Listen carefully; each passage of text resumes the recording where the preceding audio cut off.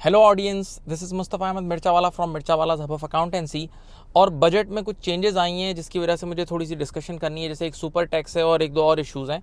देखें, अगर हम गौर करें तो पिछले कई सालों से गवर्नमेंट टैक्स एग्जेम्पशंस, जो टैक्स की छूट है, वो आहिस्ता आहिस्ता विड्रॉ करती जा रही है। और उसकी वजह भी ये है कि हमारा fiscal deficit 7 to 8% of the GDP है, जिसकी वजह से वो किसी भी तरह उसको रिमूव करना है।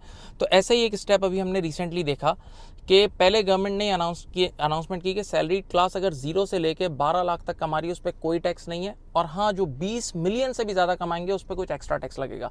बहरहाल ये एक अच्छा स्टेप था, लेकिन इसके बदले गवर्नमेंट ने लिया क्या कि जब यही सैलरी क्लास जाके म्यूचुअल फंड्स में, इंश्योरेंस कंपनीज में और ये जो पेंशंस में, जो वॉलंटरी पेंशन में इन्वेस्ट करेगी, तो उनको जो टैक्स क्रेडिट, ये जो टैक्स की माफ़ी मिलती थी, वो माफ़ी ख़त्म हो गई। यानी सीधी बात है, यहाँ छोड़ा और वहाँ से ले लिया। बज़ाहिर तो ये ऐसा ही लगता है, लेकिन इसका कॉन्सिक्वेंसेस बहुत एडवर्स हैं, जो मैं आज डिस्कस करूंगा। वैसे ये भी मैं बात क्लियर कर दूं कि इनिशियली जो इन्होंने अनाउंसमेंट की थी कि 0 से 12 लाख पे कोई टैक्स नहीं होगा, वो भी अब चेंज करके सिर्फ 0 से 6 लाख पे कोई टैक्स नहीं, उसके बाद भी अब टैक्सेस शुरू हो गए हैं। ये आपकी इत्तला के लिए अर्ज है। अब जरा होगा क्या, जरा गौर से सुने। जब इन्होंने कहा कि आप म्यूचुअल फंड में इन्वेस्ट करोगे, इंश्योरेंस कंपनीज की लाइफ इंश्योरेंस पॉलिसीज वगैरह में इन्वेस्ट करोगे, तो उस पर आपको कोई टैक्स की छूट नहीं मिलेगी। तो इसका नेगेटिव इंपैक्ट ये होगा कि अब रिटेल इन्वेस्टर इन्वेस्ट करने से डरेगा, क्योंकि नॉर्मली लोग स्टॉक मार्केट में डायरेक्ट इन्वेस्ट नहीं करते थे, इस रास्ते से वो इन्वेस्ट कर देते थे। तो हमारा रिटेल इन्वेस्टर कम हो जाएगा।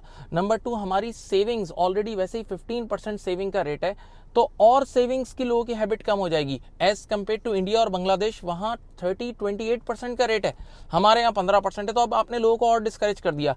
सेविंग्स डिस्करेज होगी तो इन्वेस्टमेंट डिस्करेज हो जाएगी।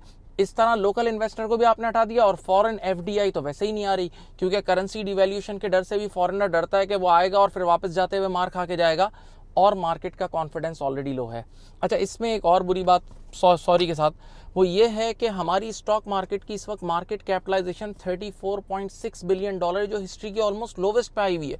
कहाँ एक दौर में कितनी होती थी, और ये सिर्फ 10% ऑफ जीडीपी है। अच्छा, यहाँ आपने ये जो लॉ पास किया कि यार अब आप जो आम आदमी इन्वेस्ट करेगा म्यूचुअल फंड्स में, और ये जो सैलरी क्लास इन्वेस्ट करेगी म्यूचुअल फंडों में और इंश्योरेंस में, तो कोई टैक्स क्रेडिट नहीं मिलेगा। अब ये जो आपने रिमूव कर दिया ना, तो इससे क्या होगा, अब लोग इन्वेस्ट करना छोड़ देंगे म्यूचुअल फंड और इंश्योरेंस में, तो इंश्योरेंस और म्यूचुअल फंड वालों का कारोबार भी तो नीचे आ जाएगा। सोचें। अच्छा, एक और चीज़, जो आपने बोला कि 20 मिलियन से ज़्यादा लोगों पर एक्स्ट्रा टैक्स लगेगा, तो अब उनकी भी डिस्पोजेबल इनकम कम हो जाएगी, तो वो भी ऑटोमेटिकली कम इन्वेस्ट करेंगे, तो ऑटोमेटिकली अब आपने इन सेक्टर्स को भी बिठा दिया, म्यूचुअल फंड्स वगैरह को।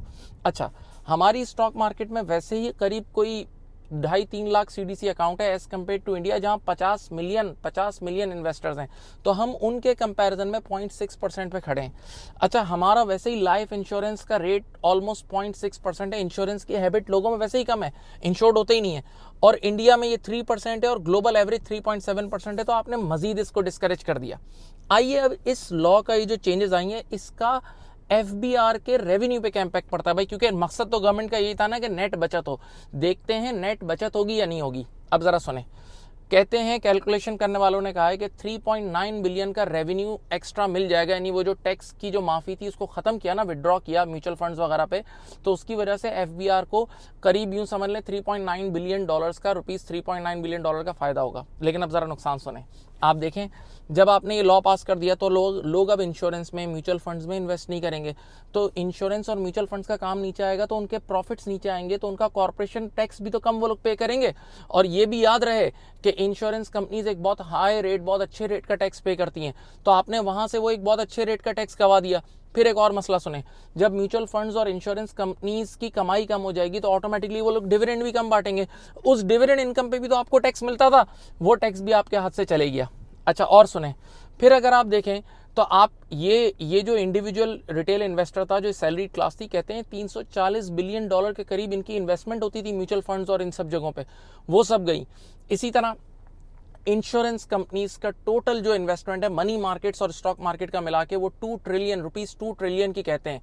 और म्यूचुअल फंड्स की, सिर्फ म्यूचुअल फंड्स की 200 बिलियन की इन्वेस्टमेंट है स्टॉक मार्केट में। तो भैया आपके इन स्टेप्स की वजह से वो लोग भी, अब वो भी तो कम हो जाएगी, तो उसका भी तो स्टॉक पे नेगेटिव इंपैक्ट आएगा। अच्छा, एक और नुकसान सुने, जब इन सारी एक्टिविटीज की वजह से अल्टीमेटली स्टॉक मार्केट गिरेगी, तो स्टॉक मार्केट से भी तो एफबीआर को कैपिटल गेन टैक्स मिलता था, वो भी गया। स्टॉक मार्केट के जरिए डिविडेंड इनकम पे जो टैक्स मिलता था गवर्नमेंट को, वो भी गया। तो कहने वालों ने, कैलकुलेशन करने वालों ने कहा है कि ये जो इन्होंने स्टेप लिया है ना, इसका नेट बेनिफिट कम होगा एफबीआर को, जबकि नेट लॉस शायद ज़्यादा हो जाए। ये कैलकुलेशन मार्केट में आ रही है। अच्छा, अब एक और चीज़, अभी एक और बम आ गया, वो है सुपर टैक्स। अब 10%, यानी हमारी वैसे ही कॉर्पोरेशन टैक्स हमारे यहाँ 29% के करीब था, अब आप उसको 39% पे ले गए। जबकि अगर आप देखें तो यूके में ये 19% पे कई अरसे से अटका हुआ है। अच्छा, आप दूसरे मुल्कों से अगर कंपेयर करें तो यूके वगैरह में इंडिविजुअल्स पे टैक्स ज़्यादा है, कॉर्पोरेशन पे टैक्स कम है। ये इसलिए ताकि लोग अपनी कंपनीज को रजिस्टर्ड कराएं और स्टॉक मार्केट में ज़्यादा से ज़्यादा कंपनी लिस्ट हो। और हमारे यहाँ वैसे ही कॉर्पोरेशन टैक्स रेट ज़्यादा था, और अब आपने 29 को 39 कर दिया, तो आपने तो एकदम डिस्करेज कर दिया। तो अब ज़रा सोचें, कोई ऐसा बंदा, ऐसी बड़ी मल्टीनेशनल जो पाकिस्तान में इन्वेस्टमेंट करने का सोच रही होगी या डिसीजन ले रही होगी, वो भी पीछे हट जाएंगे। मजीद नए लोगों का आना तो अब दूर की बात हो गया। सोचें, ये रियलिस्टिक पिक्चर नज़र आ रही है। अच्छा, इसमें आप एक चीज़ ये भी देखें कि अब एक ब्लैक इकोनॉमी क्रिएट होगी, यानी आप यहाँ मोटिवेट कर रहे हैं कि अब कंपनीज भी दो बुक्स मेंटेन करें, एक डॉक्यूमेंटेड एक अनडॉक्यूमेंटेड। सोचें तो इस तरह तो और बुराई क्रिएट होगी। अच्छा, इस पर एक और लॉस मैं आपको बताता हूँ। जब इन्होंने ये सुपर टैक्स लगा दिया तो अब कंपनीज मोटिवेट हो जाएंगी लॉस रिपोर्ट करने के लिए। जब वो लॉस रिपोर्ट करने के लिए मोटिवेट होंगी तो उनकी स्टॉक मार्केट की अर्निंग्स गिरेंगी। स्टॉक मार्केट की अर्निंग्स गिरेंगी तो ऑटोमेटिकली स्टॉक मार्केट में पी रेशियो गिरेगा। जब पी रेशियो और ये सब चीज़ें गिरेगा, यानी ये इस कैलकुलेशन से तो अब हम यानी हमारे स्टॉक मार्केट का पी अब देखा ही नहीं जाएगा। सोचें, इसी तरह जब कंपनीज लॉसेज वगैरह रिपोर्ट करेंगी, जब देखें एक चीज़ और सोचें, ऑलरेडी इन्फ्लेशन की वजह से इकोनॉमी का पहिया स्लो हो गया, इंटरेस्ट रेट और इन्फ्लेशन हाई है, तो इकोनॉमी का पहिया स्लो है, यानी ऑलरेडी कंपनीज कम कमा रही हैं। तो ऑलरेडी कम कमा रही थी और अब नीचे से आपने टैक्स रेट भी 39% कर दिया, तो अब बॉटम लाइन में प्रॉफिट क्या बचेगा यार? तो आप वो सोचे ना, अब ये नंगा नहाएगा क्या, निचोड़ेगा क्या? कुछ भी यानी नीचे नहीं बचेगा। वो डिविडेंड कैसे बांटेंगे? जब वो डिविडेंड ही नहीं बांटेंगे तो अगेन डिविडेंड इनकम पे आपको हिट लगेगी। इससे बहुत बेहतर था कि हम कोई ऑल्टरनेटिव टैक्सेस लगा देते। जैसे यूके में एक टैक्स होता है इनहेरिटेंस टैक्स। भाई हमारे यहाँ बहुत सारे जागीरदार और वडेरे और ऐसे बहुत से लोग हैं जिनके पास बहुत सारी प्रॉपर्टीज़ हैं, भाई उनसे आप टैक्स निकलवाओ। कितनी जगह ऐसा है जो कैश पे ट्रांजैक्शन हो रही है, कोई ऐसा दिमाग लड़ाओ कि आप अपनी इकोनॉमी को डॉक्यूमेंटेड करो। कितने रेस्टोरेंट्स ऐसे हैं, कितनी कंस्ट्रक्शन का काम ऐसा है जिसमें प्योर कैश चलता है। जैसे आप फॉरेन कंट्रीज़ में देखें तो वो लोग कोशिश करके प्लास्टिक मनी पे शिफ्ट हो गए। यानी कोई ऐसी टीम में, तो वजीर खजाना जो भी है हमारे, उनको मैं ये कहूँगा कि कोई ऐसे एक्सपर्ट्स टीम, इकोनॉमिस्ट के हायर करें, चार्टर्ड अकाउंटेंट्स के हायर करें, जो इस चीज़ को सोचें कि भाई किसी तरह कैश वाली इकोनॉमी कन्वर्ट होकर डॉक्यूमेंटेड इकोनॉमी पे आ जाए, तो उससे शायद मुल्क को बहुत ज़्यादा फ़ायदा होगा। मैं आप सबसे रिक्वेस्ट करूँगा कि आप अपनी राय इस पर दें, कमेंट करें, ताकि हम अगली वीडियो में इस चीज़ का इनपुट ऐड करें। अपना बहुत ख्याल रखिएगा। अल्लाह हाफिज़। बन गई।